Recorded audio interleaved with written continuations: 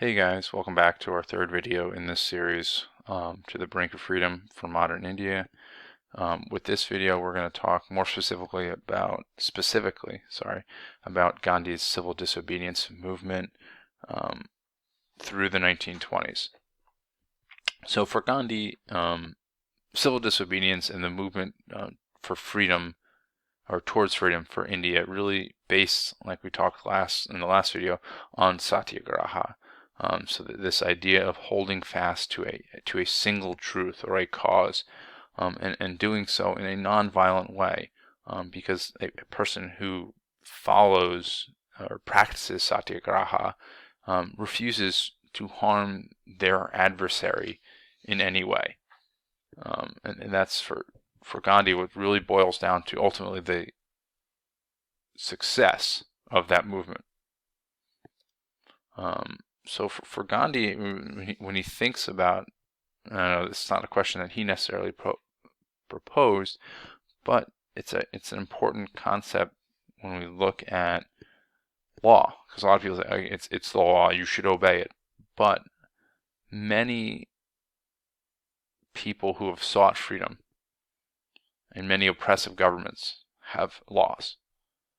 And if this were the case, that you always had to follow the law, regardless of what the law said, then freedom movements, the American Civil War, right, freedom in South Africa, freedom in India, would never have occurred because these people would not resist the law.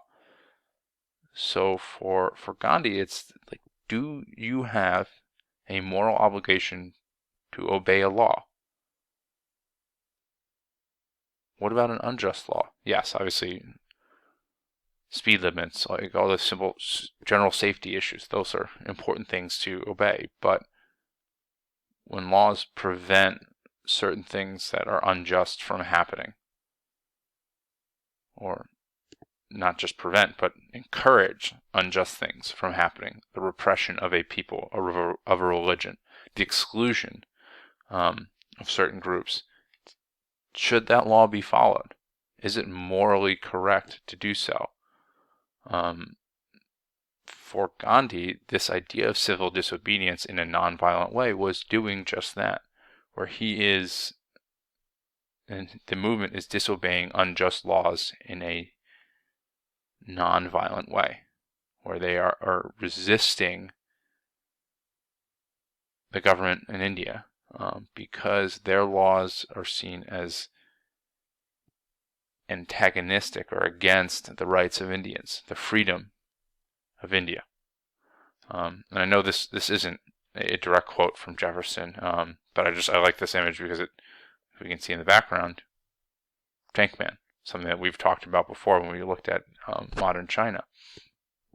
But it's this concept that if a law is unjust, a man is not only right to disobey it, he's obligated to do so.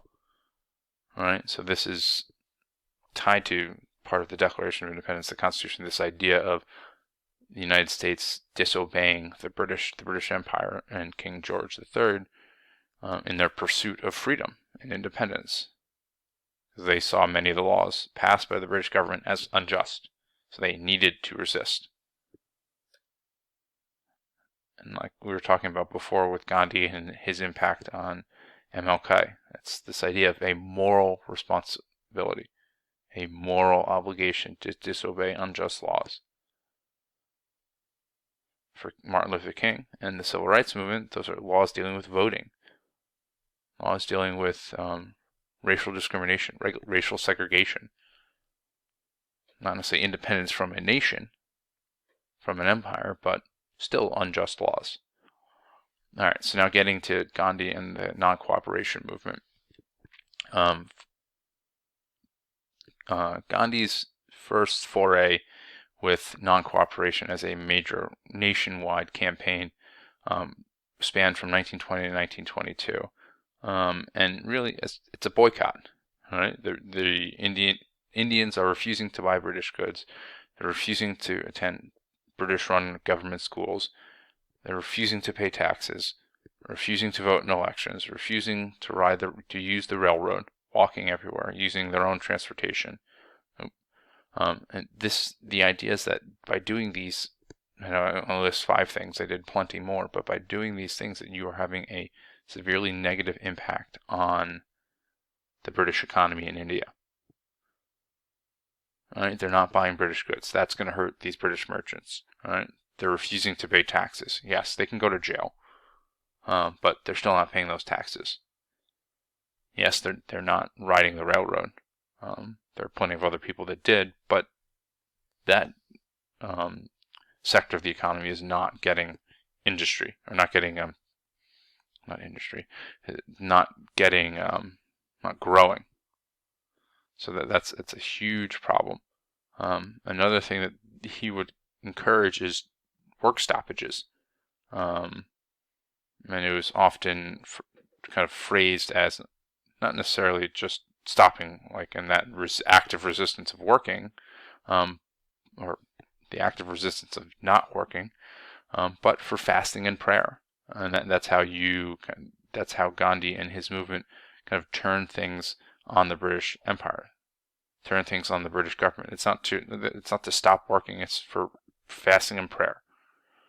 And this is where we see with Jinnah and Gandhi splitting over the success, or at least with Jinnah, the lack of success, to fully push the British to get out, to leave India during this campaign. Yes, the British economy during the non-cooperation movement did suffer. They did lose significantly, but ultimately it wasn't successful. Yes, the jails became overcrowded. People weren't paying taxes, so they got arrested. But probably one of the biggest failures is this split that happened between Gandhi and Jinnah over the results of the outcome of the movement, and that really kind of does not bode well for the future of this freedom movement in India, and will eventually become Pakistan, because we'll see later on the violence that kind of ensues. One of the reasons why Gandhi ended up calling this movement off was the fact that there were several British officers towards the end of 1921 and 1922, and other civilians that were kind of murdered, or not kind of, that were murdered during an outbreak of violence. And for Gandhi, that was abhorrent to see that his campaign had been kind of twisted towards violence. So he eventually calls it off in early 1922, and is soon after arrested for his role in that campaign. And we're going to kind of pick up a little bit later on with Gandhi, again, still pursuing this idea of nonviolence, but with the Salt March. We see that the British have a monopoly on the production of salt in India, a very profitable monopoly for them, and one with not only through the production but also the taxing of salt. So they are controlling from start to finish. They're controlling the production of this good, the sale of this good, and the taxing of this good. So they are the ones making the profit of a natural resource in India.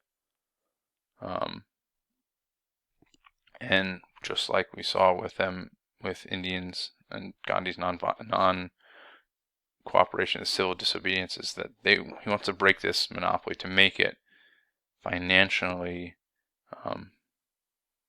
impossible for the British Empire to remain in India. So he decides to, in 1932, march, to walk. You see one of the images here, him walking to Dandi, 241 miles.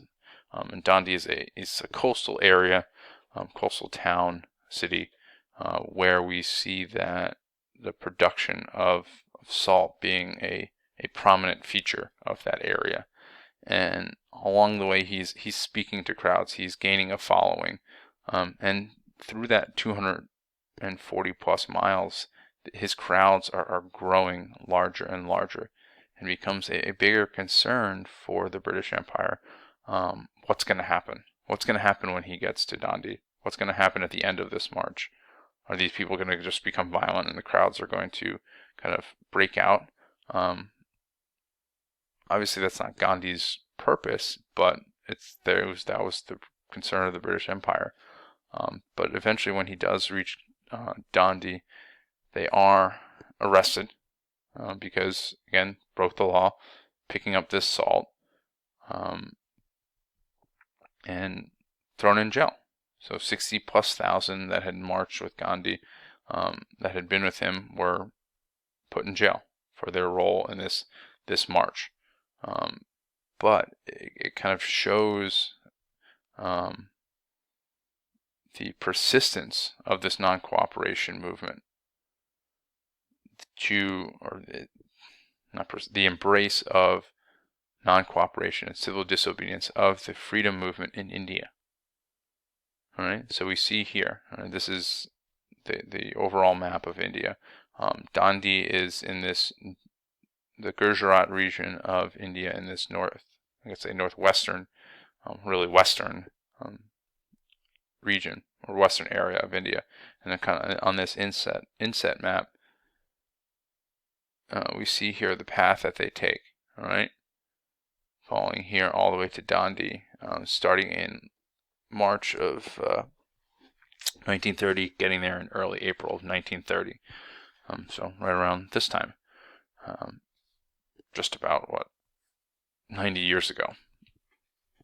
So for Gandhi, this was breaking the law, because British law banning the collection of salt and the sale of salt by native Indians, by anyone who did not have a permit or was not permitted by the British government to do so. That was punishable by imprisonment. Right, so we see this journey culminating in Dundee simply to resist this law. So Gandhi saw this law that prevented native Indians from benefiting from a natural resource of their own country as unjust. And for him, that was something that needed to be resisted. So that was one way that he could force the British Empire to understand, to realize that their occupation of India was not profitable, was not going to be continuous. All right, talk to you guys later.